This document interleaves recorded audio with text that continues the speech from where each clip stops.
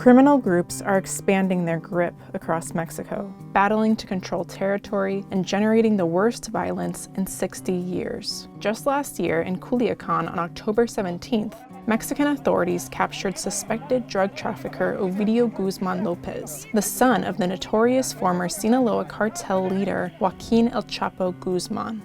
With the younger Guzman's arrest, chaos then consumed Culiacan. Mexican security forces were overpowered by the Sinaloa cartel.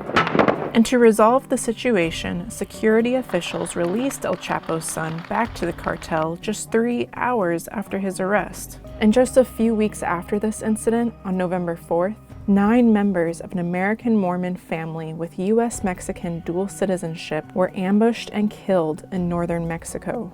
Mexican authorities said the family appeared to have been unknowingly caught in a conflict between affiliates of the Sinaloa and Juarez cartels, which dominate the rural area. 3 mothers and 6 children were slain in the ambush. To many people outside of Mexico, these were dramatic signs of how organized crime groups have come to control territory. But the reality is more complex. In recent years, the number of crime groups in Mexico have multiplied. They're not just sending drugs to the US border, they're preying on residents, kidnapping, extorting, selling crystal meth, and they are penetrating all levels of government. Hoy en día, la justicia en Nayarit es ciega y la impunidad estructural. Ante la impunidad estructural y la persistencia de las desapariciones forzadas, nos hemos visto en la necesidad de buscar fuera de México. In Nayarit, a rally is held for the International Day of the Victims of Enforced Disappearances. Activists say that many young people were disappeared by state police, who were acting on behalf of a local cartel. Y pido justicia para encontrar a todas las personas y a mi hermano que está desaparecido de ahora apenas del 26 de febrero. Yo tengo a mi hermano desaparecido, Víctor Elías Martínez Villegas, del año 2017. 12 años desaparecido, mijo. Y la justicia hasta ahorita no ha hecho nada. Quiero justicia. ¡Justicia! Ángel García Girón. Ángel García Girón. Ha desaparecido.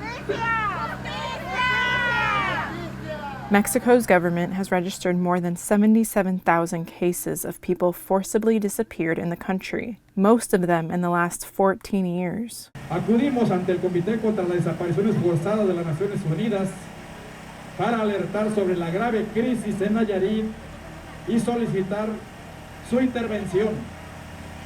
Las instituciones mexicanas son ciegas y sordas, pero las Naciones Unidas sí nos escucharon.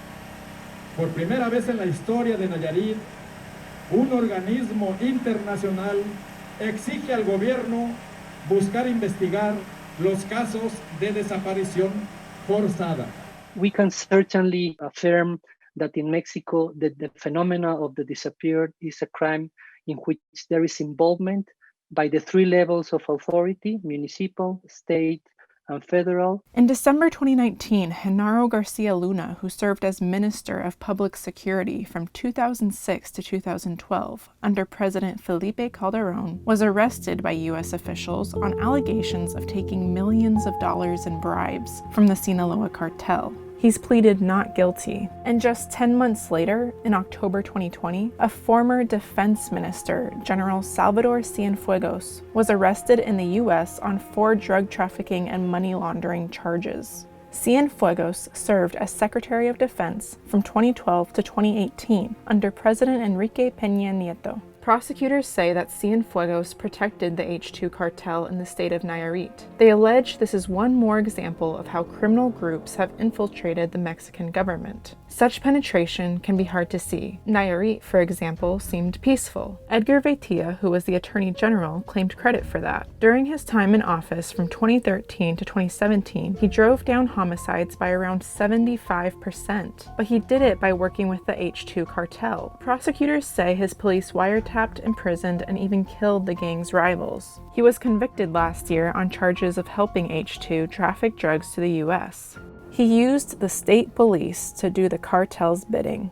And I'm not saying that the entire country is corrupt or the entire body of government is corrupt, but you certainly have parts of the government which use violence, illegitimate violence, to actually gain more power in Mexico. So narcos are part of the problem, of course, but they're not the sole issue of violence in Mexico, and we have to change the narrative about all that. Based off an extensive analysis of crime groups reported on in narco blogs and newspapers in Mexico, the International Crisis Group estimates that at least 198 organized crime groups are now operating in Mexico, with many of them acting as subcontractors of bigger groups. So we have this explosion of the actor set, of the number of groups active out there, mostly a phenomenon driven by the kingpin strategy. So the reckoning that through military force, you can behead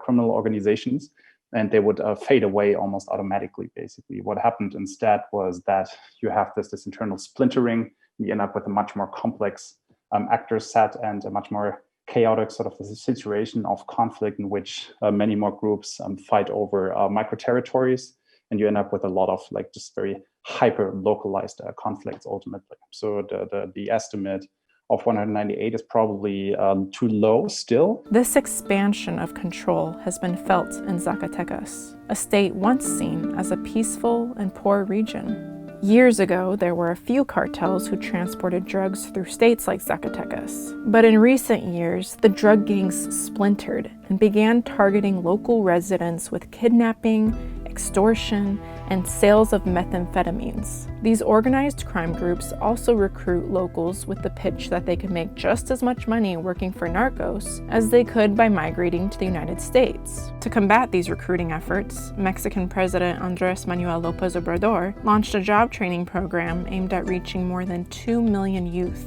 He's also established a National Guard with around 100,000 forces stationed around the country. But the murder rate is now at the highest level in 60 years. And analysts say that crime groups will remain strong unless Mexico reforms a justice system that's weak and corrupt.